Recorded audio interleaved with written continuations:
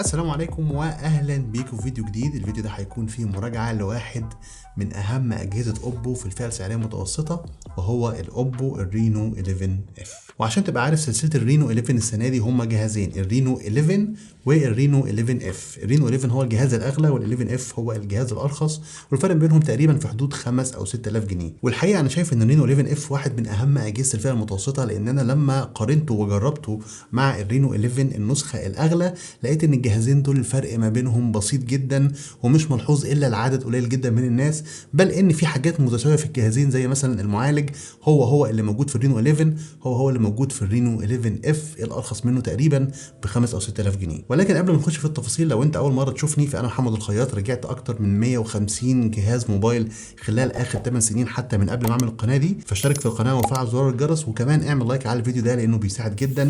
وما تنساش ان التفاعل بتاعك على الفيديوهات بتاعتي الفتره دي بيخلينا نتبرع بمبالغ اكبر لاخواتنا. فلو انت مش عارف الموضوع ده هتلاقي لينك لفيديو موجود في الوصف شارح فيه الدنيا دي كلها بالتفصيل. المهم بقى، خلينا نخش على مراجعه الرينو 11 اف والجهاز ذو التصميم الغريب اللي محتاج اتكلم عليه شويه. مبدئيا الزوايا بتاعت الجهاز كلها حاده وفلات تماما، الظهر فلات وكمان الفريم فلات، والخامات هنا هتلاقيها بلاستيك سواء في الظهر او في الفريم. ولكن الغريب في الجهاز ده هو النقشه الغريبه اللي موجوده في الظهر بتاعه، اللي شبه الموج بتاع البحر كده، اللي لما بتحرك الموبايل تحت اي مصدر اضاءه بتلاقي ان الموج ده او التموجات دي بتبدا تتحرك من مكانها. فالحقيقه ده واحد من اغرب التصميمات اللي انا شفتها، واللي اجدادها ما شفتش زيه قبل كده. والتصميم ده مع اللون بتاع الموبايل، اللون اللبني ده تحديدا، مخليين شكل الموبايل اوفر اول كده اهو شكله مختلف، واي حد هيشوفه معاك هيسالك الجهاز ده ايه بالظبط. كمان هتلاقي فريم الكاميرات كبير جدا، واخد تقريبا ربع ظهر الموبايل. هتلاقي فيه فريم مستطيل جواه الفريمات الدائريه اللي موجود فيها الكاميرات فعليا، والبروز العام بتاع الفريمين دول وهم على بعض يعني البروز لا يكاد يذكر، بروز بسيط قوي. فريم الجهاز هتلاقي فيه المنافذ المعتاده ما عدا منفذ 3.5 مللي اللي للاسف اختفى من الاجهزه اللي موجوده في الفئه السعريه دي. الفريم كمان هتلاقي فيه منفذ المايك التاني لعزل الضوضاء، وكمان هتلاقي فيه من تحت منفذ السماعه السبيكر الوحيده اللي موجوده في الموبايل، لان السماعه اللي موجوده في الموبايل هنا هي سماعه مونو مش ستيريو، ودي نقطه يعني مش في صالح الجهاز قوي. ولكن صوت سماعه الجهاز هنا كان عالي جدا وواضح وفيها بيز، ودي يمكن واحده من افضل تجارب السماعات المونو اللي موجوده في الفئه السعريه دي. وكمان اوبو حاطه ميزه في الجهاز هنا، هو ان انت لو عليت الفوليوم للاخر ودوست سنه كمان عشان تعليه، الصوت بيعلى ل 300%، وده بيضحي شويه بالكواليتي، يعني بتلاقي البيز قل شويه ولكن مستوى الصوت بيعلى لليفل عالي. فبالتالي لو انت في مكان فيه زحمه النقطه دي ممكن تفيدك قوي. وعلى ذكر سيره السماعات، فالجهاز هنا فيه كمان سماعه المكالمات اللي صوتها كان عالي وواضح، وكمان الجهاز فيه مستشعر تقارب حقيقي، فتجربه المكالمات هنا محترمه جدا. واجمالا تجربه المكالمات والمايك والشبكات والواي فاي وتجربه الاتصال والكونكتيفيتي في الجهاز دي واحده من افضل التجارب اللي موجوده، لان اوبو عاده بتبقى معلمه على كل النقط صح في حته الاتصال والمكالمات. نخش بقى على الحاجه اللي فعلا بتميز الموبايل ده قوي في الفئه السعريه دي، وهي الشاشه بتاعته. اول حاجه هتلفت انتباهك هو الحواف بتاعه الشاشه اللي لا تكاد تذكر، الحواف قليله جدا، وفعلا نسبه السكرين تو بادي ريشيو او نسبه الشاشه لاجمالي مساحه الموبايل اكتر من 89.5% تقريبا او حاجه زي كده. فبالتالي الشاشه هنا بتشغل واجهه الموبايل كله تقريبا، والحواف بتاعتها فعليا موجوده في اجهزه فلاج شيب سعرها بيتخطى ال$1000. اما تجربه الشاشه نفسها فبرضه هنا ممتازه. الشاشه جايه بحجم 6.7 بوصه، دقه فول اتش دي بلس، وطبعا جايه من نوع اموليد، والريفريش ريت بتاعها بيوصل لحد 120 هرتز. والشاشه هنا فلات تماما ما فيهاش كيرفات، بعكس الرينو 11 العادي اللي الشاشه بتاعته واخده كيرف من على الجناب. فدي نقطه بتطمن الناس اللي بتخاف من موضوع شاشات الكيرف انها تتكسر. الجهاز هنا الشاشه بتاعته فلات تماما. عاوز اقول لك كمان ان الشاشه دي بتدعم ميزه الاتش دي ار 10 بلس، وكمان السطوع بتاعها بيوصل لحد 1100 نت او شمعه، وده بيخلي استخدام الموبايل في اضاءه الشمس القويه استخدامه سهل جدا، والشاشه واضحه. وحتى البصمه اللي مدمجه في الشاشه هنا ادائها كان سريع وما واجهتش فيه مشاكل. فاجمالا الشاشه هنا معلمه على كل النقط، والاداء بتاع الجهاز كمان هتلاقيه معلم على كل النقط. المعالج اللي موجود في الجهاز هنا هو الميديا تك 7050 اللي جاي بدقه تصنيع 6 نانو. الجهاز جاي ب 8 جيجا بايت رام من نوع ال بي دي ار 4 اكس، وكمان الذاكره الداخليه هنا 256 جيجا جايه من نوع يو اف اس 3.1، ودي ذاكره داخليه سريعه مش موجوده في كل اجهزه الفئه السعريه دي. وعشان تبقى متخيل معايا ليه المعالج اللي موجود في الجهاز ده مميز، عاوز اقول لك ان الميديا تك ال 7050 ده نفس المعالج اللي نزل في الرينو 10 5G اللي فات، وكمان نفس المعالج اللي نزل في الريلمي ال 11 برو بلس، الاجهزه اللي سعرها عاده بيتخطى سعر الجهاز ده باكتر من 5000 جنيه. ولذلك ده هيخلينا نسال اداء الجهاز ده عامل ايه. الجهاز الجهاز هنا اداؤه كويس جدا في الاستخدام اليومي، سرعه فتح التطبيقات والتبديل ما بينها ما كانش فيها اي مشاكل، وحتى لو انت استخدامك تقيل الجهاز قادر ان هو يسد معاك في سيناريوهات الاستخدام دي. حتى في الالعاب الجهاز هنا شغال لي ببجي اتش دي ار على الترا، ولو قللت الجرافيكس تقدر تشغلها على 60 فريم، وكمان كول اوف ديوتي اشتغلت على هاي جرافيكس وعلى فيري هاي فريم ريت. واجمالا تجربه اللعبه على الجهاز هنا كانت سلسه جدا، والحراره اللي بتطلع من الجهاز لا تكاد تذكر. فعلا عمليه تنظيم الحراره بتاعت الجهاز هنا مش بتحسسك ان الجهاز بيسخن حتى في الاوقات الحر اللي احنا فيها دلوقتي. وده هيخليك تسال على حاجه تاني اهم، وهو تجربه البطاريه. البطاريه اللي موجوده في الموبايل هنا جايه بحجم 5000 ملي امبير، والبطاريه هنا ممكن توصل معاك لحد 9 ساعات من وقت عمل الشاشه، وده رقم مميز في الفئه السعريه دي. ولو انت استخدامك متوسط الى خفيف الموبايل ده ممكن يقعد معاك لحد يومين استخدام عادي جدا. بالنسبه بقى للشحن، في اوبو هنا مميز الموبايل ده بشاحن 67 واط جاي معاه في العلبه، والجهاز بيقدر يشحن بشكل كامل تقريبا في 50 دقيقه. وفي اعتقادي واحده من اهم الحاجات اللي مخليه اداء البطاريه مميز في الموبايل ده هو الواجهه اللي معمول لها اوبتمايز كويس على الهاردوير بتاع الجهاز. الجهاز هنا جاي بواجهه اوبو الكالر او اس 14 اللي مبنيه على اندرويد 14، والواجهه دي فيها مميزات كتيره جدا انا اتكلمت عليها قبل كده في فيديو مدته تقريبا تخطط الربع ساعه، هتلاقيه موجود في الاي اللي فوق وموجود في وصف الفيديو. بص عليه لو انت معاك موبايل اوبو محتاج تعرف التريكات اللي موجوده في السوفت وير. ولذلك انا هتكلم عن ميزتين جداد انا اكتشفتهم في الكالر او اس 14، خليني اقول لك عليهم وازاي ممكن تستخدمهم. الميزه الاولى اسمها الفايل دوك، ودي ببساطه ممكن تعتبرها كليب بورد او مكان بتعمل فيه كوبي لاي نص لقيته في اي موقع، او حتى صوره موجوده عندك في المعرض بتاع الصور، وتقدر تاخد الصور او النص اللي انت حافظه في الفايل دوك وتعمل له بيست في اي برنامج تاني انت عاوزه. فممكن عادي تفتح الواتساب وتختار النص او الصوره اللي انت عاوزهم من الفايل دوك وتعمل لهم بيست في الواتساب عشان تبعتهم لاي حد. فالصراحه ميزه عمليه جدا. الميزه الثانيه اللي اكتشفتها في الجهاز ده هو ان انت تقدر دلوقتي تعمل كروب او قص لشخص او اوبجكت من الصوره. الميزه دي موجوده في اجهزه ابل من زمان، ودلوقتي اوبو نزلتها في الكالر اس 14.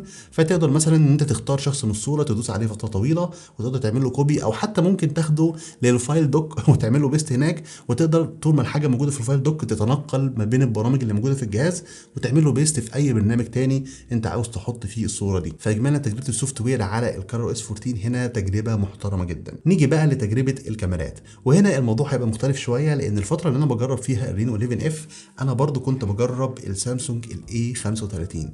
الجهازين دول لو انت مركز معايا هتلاقي سعرهم تقريبا واحد. الجهازين سعرهم في حدود ال 1200 درهم اللي هو تقريبا 14000 جنيه. فبالتالي ده هيخليك تسال سؤال مهم، هو انهي منهم كاميرته احسن؟ خصوصا ان سامسونج عاده في الاجهزه الاقتصاديه والاجهزه المتوسطه دايما الكاميرا بتاعتها تتفوق على باقي المنافسين. فهل الرينو 11 اف هيقدر يسد قصاده ولا لا؟ ده اللي هنشوفه في مقارنه الكاميرات. وخلينا نبدا بالكاميرا الاساسيه اللي موجوده في كلا الجهازين، وهتلاقيها جايه في السامسونج 50 ميجا بكسل مع فتحه عدسه اف 1.7، وجايه بدقه 64 ميجا بكسل مع فتحه عدسه اف 1.8 مع الرينو 11 اف. لما تبص في الصوره دي مثلا هتلاقي ان معالجه الالوان والديناميك رينج افضل مع الرينو، ولما تقرب عشان تبص على التفاصيل هتلاقيها افضل في الرينو، واليافطه اللي مكتوب عليها نقطه تجمع الموظفين هتلاقي تفاصيلها ظاهره مع الرينو 11 اف، ولكن للاسف مش ظاهره مع السامسونج وما تعرفش تقرا اليافطه. وكمان الصوره على الرينو 11 اف هتلاقيها صافيه، بعكس السامسونج اللي الصوره هتلاقي فيها نويز واضحه شويه. بالليل النتائج بقى مقاربه قوي لبعض مع تفوق بسيط للسامسونج في التفاصيل والديناميك رينج، ولكن مع تشغيل وضع ليلي بيرجع الرينو يتفوق خصوصا في التفاصيل. نيجي بقى للكاميرا الترا وايد اللي بنفس المواصفات بالظبط في الجهازين، 8 ميجا بكسل وفتحه عدسه اف 2.2. والكاميرا دي على قدها صراحه في كلا الجهازين، التفصيل والديناميك رينج مقبولين، ولكن معالجه الوايت بالانس مش مظبوطه في الجهازين. السامسونج مخلي الصوره مزرقه سنه، والاوبو مخليها مصفره سنه، مع ان اللي عيني شايفاه كان ان المشهد الحقيقي في الوسط ما بين الاثنين. وبالليل نفس السيناريو، السامسونج افضل شويه في التفاصيل والديناميك رينج، ولكن برضه يرجع الرينو في الوضع الليلي يتفوق شويه في التفاصيل وكمان النويز الاقل. اما الكاميرا الماكرو الموجوده في الجهازين فوقك منها، وخلينا نتكلم عن الكاميرا الاهم، الكاميرا السيلفي اللي جايه بدقه مختلفه في الجهازين. الرينو 11 اف جاي بكاميرا سيلفي بدقه 32 ميجا بكسل في مقابل 13 ميجا بكسل للسامسونج الاي 35. وبالرغم من ان التفاصيل مفيش فيها فرق كبير ما بين السامسونج والاوبو، بس السامسونج هتلاقيه متفوق في معالجه الالوان، ولكن الرينو الزاويه بتاعته اوسع بكتير من السامسونج، وده هيبقى احلى لو انت بتحب تتصور كتير مع اصحابك. وضع البطاريه هتلاقيه حلو في الجهازين ومش هتلاقي فيه اخطاء كتير. اما بالليل التفوق هيبقى للسامسونج شويه في الاضاءه ومعالجه الالوان، ولكن لاحظت حاجه غريبه، لما تيجي تشغل الوضع الليلي في السامسونج تقريبا مفيش اي تغير بيحصل في الكاميرا، لدرجه ان انت بتشك ان انت شغلت الوضع الليلي او لا. لكن مع رينو 11 اف الموضوع بيتحول تماما، والصوره بتبقى احسن بكتير في الاضاءه والتفاصيل. اما بخصوص تجربه تصوير الفيديو على الجهازين فخلينا نشوف مع بعض. لو هنجرب تصوير الفيديو على الجهازين، فالجهازين بيصوروا 4K لحد 30 فريم في الثانيه على الكاميرا الاساسيه، ودي كده تجربه سريعه ليه.